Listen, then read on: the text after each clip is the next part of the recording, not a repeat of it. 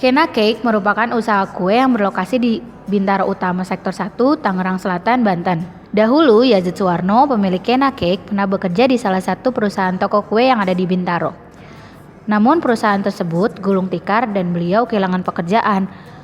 Kena Cake mempunyai satu toko di Bintaro, namun toko tersebut ditutup karena tokonya akan segera dipindahkan di daerah Ciputat. Kena Cake menawarkan macam-macam kue dengan konsep yang berbeda dengan toko kue yang ada di mall dan ruko-ruko yang ada di pinggir jalan. Dengan hasil buatan rumah, Kena Cake mampu bersaing dengan toko-toko kue yang ada di mall dan ruko-ruko yang ada di pinggir jalan. Walaupun usahanya sempat mengalami penurunan, Pak Yazid kini siap mengajukan usahanya kembali untuk terus melayani konsumennya. Setiap harinya, Kena Cake selalu menerima pesanan melalui online maupun konsumen datang langsung ke rumahnya.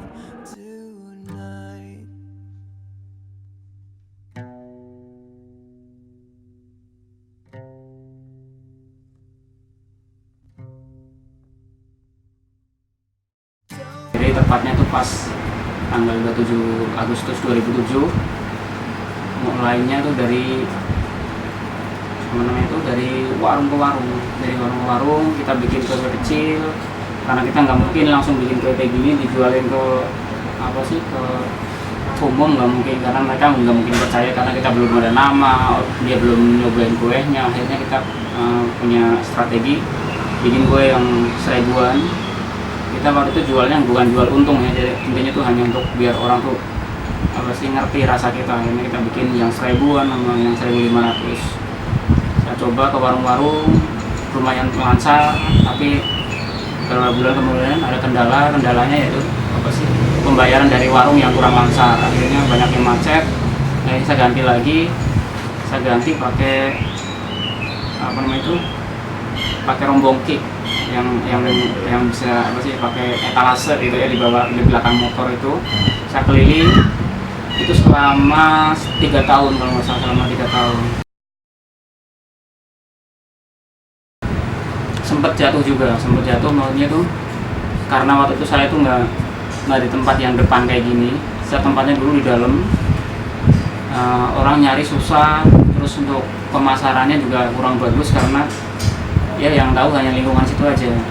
Terkecuali kalau saya keliling itu pun kalau kita jual kue seenak apapun, sebagus apapun, namanya dikelilingin, orang pikir itu murahan, orang pikir itu nggak ada nilainya. Akhirnya banyak yang nawar, namanya harga 50, nawarnya 25 seenak-enaknya dia. Kadang di hati saya sudah sempat karena saking seringnya seperti itu, sempat jatuh dan kayaknya saya nggak mau nerusin lagi usaha ini. Sempat seperti itu juga.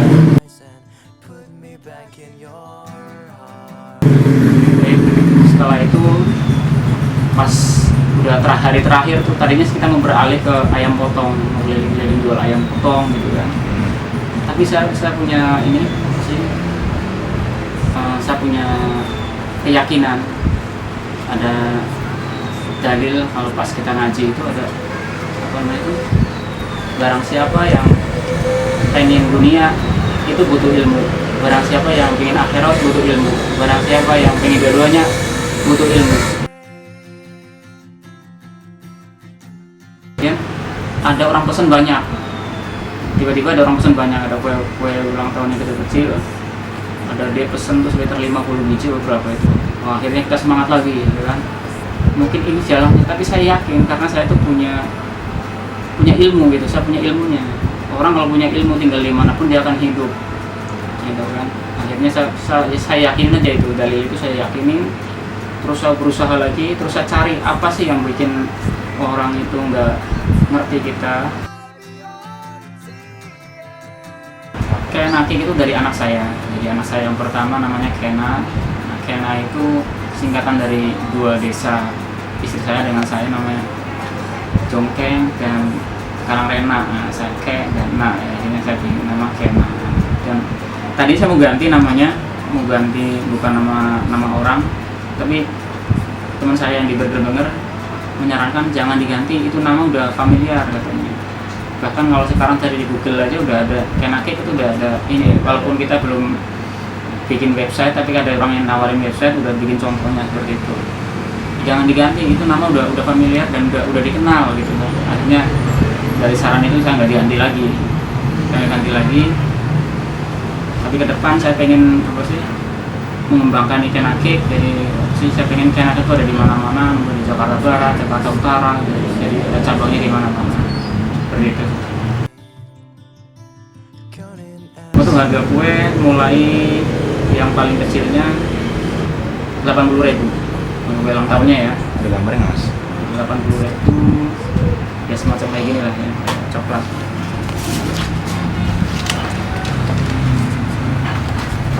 Nah kayak gini 80.000. Jadi kue itu berbeda-beda, beda model, walaupun satu ukuran itu beda harga, tergantung tingkat kesulitan dan bahan. Kalau yang ada toko gambar-gambar gitu? Kalau yang gambar-gambar kayak gini, dia ukuran 18 cm juga, ukuran harganya udah 350. Kuenya dalamnya sama, cuman karena ini bahannya beda, terus tingkat kesulitannya ini lebih sulitan ini, akhirnya kita kasih harga 350. Dan itu memang udah standar di mana-mana, udah harga standar, tapi mungkin di sini lebih murah. Kalau di tempat lain kayaknya lebih mahal. Jadi kita tuh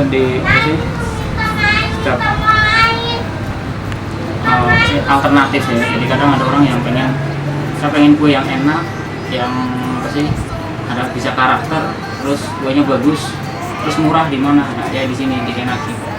Karena kalau tempat lain model kayak gini pasti mahal, dijamin mahalnya. Nah di sini saya saya untung nggak banyak-banyak, paling untung maksimal mungkin 30-40%. Tapi intinya untung sedikit, yang penting jumlahnya banyak kan sama aja. Gitu.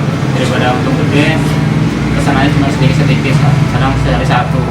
Kalau sekarang kan minimal tuh 5 sehari. Nah, ini akan kita tingkatkan lagi. Saya ingin nanti ke depan dengan adanya pindahan toko nanti di depan jalan, semakin banyak orang yang bisa pesen karena lebih gampang dicari, lebih kelihatan. Mungkin nanti target saya tuh per hari itu 20 minimal itu. Udah di area Jakarta ya, Jakarta, Depok, Tangerang, bahkan sampai Bekasi kita gunain jasa kurir untuk pengantaran. Ke depan lagi sih saya akan bikin website untuk lebih memperluas jaringan, memperluas area juga. Motivasi untuk pemula ya, pemula untuk buat usaha ya, intinya tuh kita mau usaha apa. Kalau usaha makanan bikinnya sebagus mungkin, seenak mungkin, semurah mungkin. Terus kalau usaha di bidang lain saya kurang ngerti juga, tapi ini untuk makanan itu harus kita bikin yang seenak mungkin gitu ya, seenak mungkin yang bisa diterima di lidah masyarakat. Terus yang paling penting dalam usaha itu harus jujur dalam artian bahan yang kita gunakan, walaupun kita nggak dilihat orang tuh harus benar-benar seperti kita mau makan sendiri gitu. Jadi jangan, kadang ada orang jualan yang curang, kayak makan bakso bikinnya pakai ini babi, dia makan pun nggak mau gitu. Nah kalau ini memang ini kayak saya pribadi tuh, apa yang saya jual itu ya saya makan gitu loh. Apa yang saya jual itu yang keluarga saya makan. Bahkan anak saya dari kecil paling senang dengan kue saya sendiri. Jadi kalau dia nggak makan kue saya itu dia nggak mau. Kalau makan kue orang lain dia nggak mau. Rasanya beda. Karena saya yang intinya itu kejujuran. Karena barang siapa yang jujur membawa rezeki. Yang berkhianat menarik kefakiran. Akhirnya kita jadi miskin gara-gara kita berkhianat. Orang nggak percaya lagi. Karena prinsip saya, kita usaha ini bosnya siapa? Bosnya itu Tuhan. Bosnya itu Allah. Jadi dimanapun kita berusaha, kita bekerja itu kita selalu dipantau. Kita bener nggak, jujur nggak usaha kita. Kalau usaha kita udah jujur, yakin kita akan maju, yakin kita akan berkembang. Tapi kalau usaha kita udah nggak jujur, tinggal tunggu aja kehancuran. Intinya seperti itu. Jadi saya yang paling jaga dari saya dan saya tekankan ke bagai-bagai saya ya kejujuran itu, kejujuran dari yang tadi saya bilang, dari bahannya, dari ini ya benar-benar kita kasih yang terbaik buat customer.